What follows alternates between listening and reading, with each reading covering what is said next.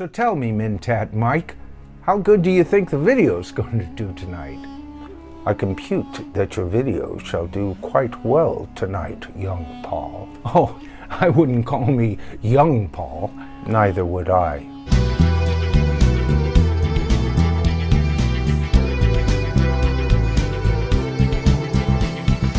Hey everybody, welcome to The Bottom Line. I'm Michael Noland, and Happy New Year to every single one of our viewers. As you know, we at The Bottom Line have had a great year. Starting on October 28th in 2021, we released our very first video. This is video 26, and so we've come a long way. Of course, we could have come nowhere near where we are without you, our viewers. And so it's with a heartfelt thank you to each and every one of you, wishing that all your New Year dreams come true. Now, if you notice in the background, I don't have my hat, and I'm about ready to get that because this is almost a product shootout tonight. We have reached 130 subscribers. A big thank you to each and every one of you. And of course, if you find any value in the video tonight, please give us a thumbs up, consider subscribing to the tribe, and hit that top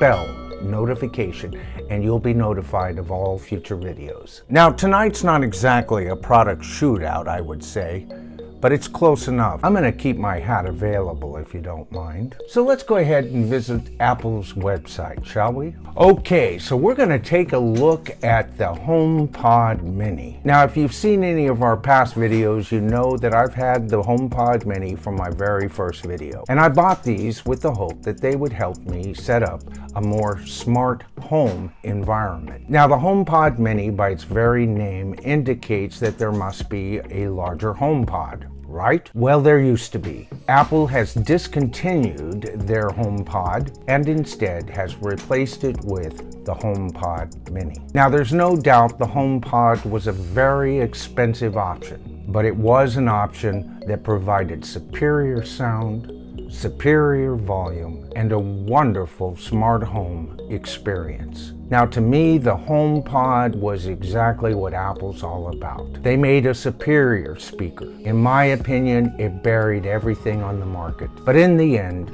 it didn't sell well. Once again, here Apple was informing us what we wanted without us even knowing we wanted it. But with sales sagging with the HomePod, rather than improve upon it and bring its price down to compete with other less impressive speakers, they instead opted to discontinue the HomePod and replace it with the HomePod Mini. Now, I bought two of these with the hope that I might be able to use them as a stereo pair here in the studio. But the product I received and its capabilities seemed to be wanting as far as I'm concerned. So I thought we'd take a look at Apple's page and let them describe for us why we should consider purchasing one of their HomePod Minis. Because it really gets down to you don't just purchase one, do you?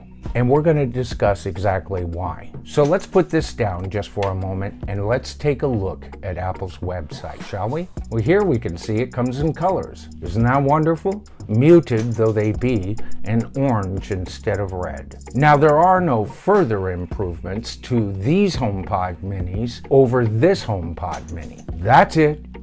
Color choices only. Orange instead of red, a muted blue, and a neon yellow.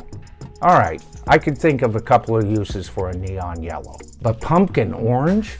Give me a break. Okay, we go down further and we see that you've never heard color like this. Oh, really? But you didn't make any improvements over this. True, it's black. It doesn't come in a fancy color, but come on, Apple. Haven't I heard color like this before? Yes, I do believe I have. Oh, but there's more. Take a look at this. Room-filling sound. Well, I know the HomePods were room-filling sound, and these, to my ears, sound about 1/5 the volume of the original HomePod, and yet they're claiming that this fills a room with sound. Does it? Well, I can tell you, at best it fills a corner of a room with sound, a corner of a good-sized kitchen, a small bedroom, Perhaps. A large bedroom? Starting to lose the battle, Apple. But they make further claims. Let's take a look at that. An intelligent assistant. Siri. An intelligent assistant. Hey, don't get me wrong, I don't think Alexa's any better. And I don't really think there is an intelligent assistant out there yet. But traditionally, Apple has always overpraised Siri and its capabilities, and I think just about everybody in the world knows that by now. But don't get on your haunches, Alexa. You're no better as far as I'm concerned, and twice as confusing sometimes. Now, here's one of the reasons that I contemplated buying the HomePod Mini. And that, of course, is to control a smart home environment. Now, here I'll say there is a bit of a future for the HomePod Mini in my home. Part of the reason is because, well, I've already purchased $200 worth of HomePod Minis. And the other reason, I am an Apple fan, but not so much an Apple fan that I have become an apologist for them. Now, here's where the HomePod Mini and its price speaks better to its capabilities. We have the Apple architecture. We have the Apple infrastructure.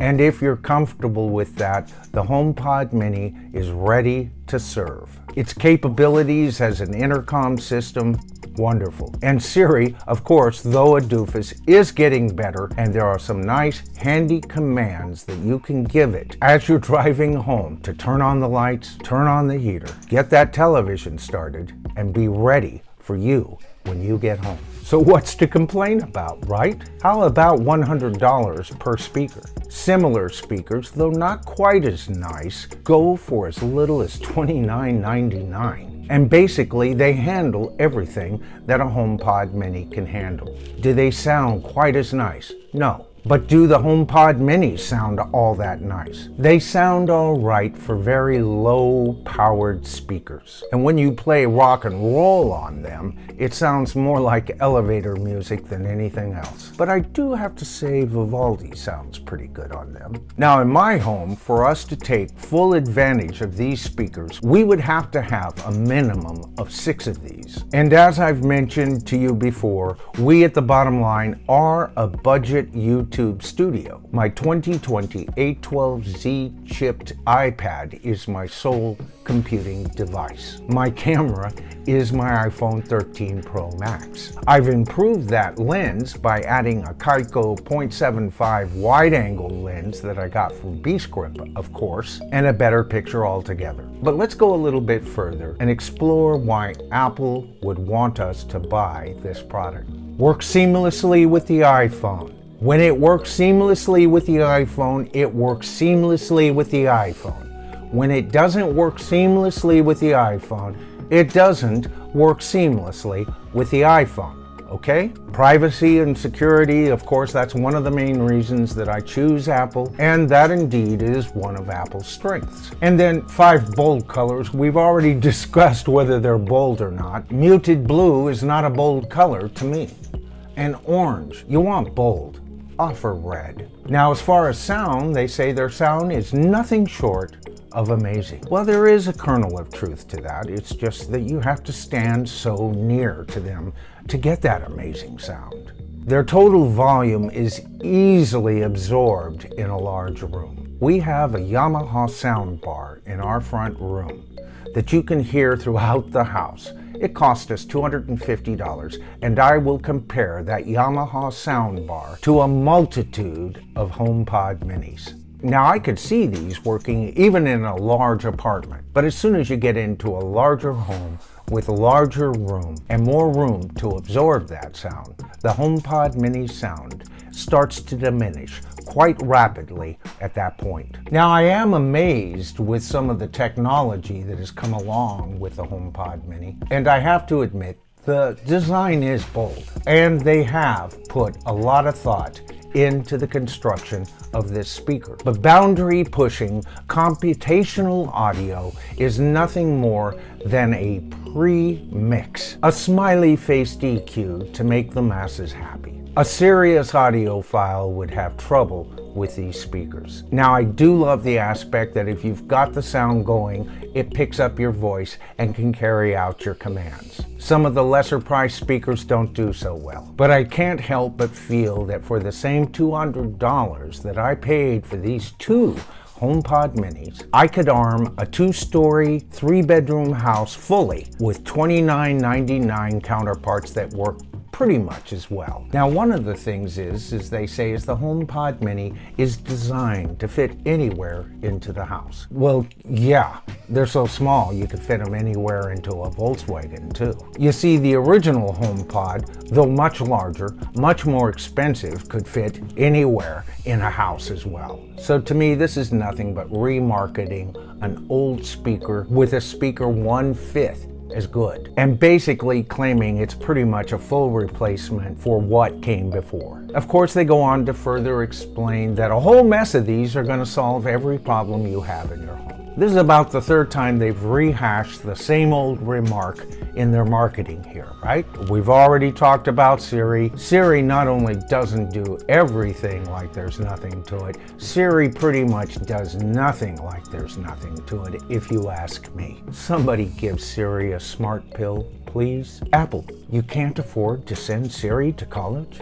And of course, they provide you with a diagram. See how easy it is to set up your house. The diagram doesn't bring out that there are $500 worth of HomePod Minis there. And heaven help you if you need one for the bathroom or even a third bedroom. And of course, with every HomePod Mini comes 6 months free of Apple Music. And here's where we really get to the heart of the matter, don't we? The HomePod Mini, and I have to say the Apple Watch at this point, has become nothing but devices to sell Apple services to you and me. Those Apple services are getting more expensive every day, and frankly, they're not going to be happy until they've got you entirely in their grasp.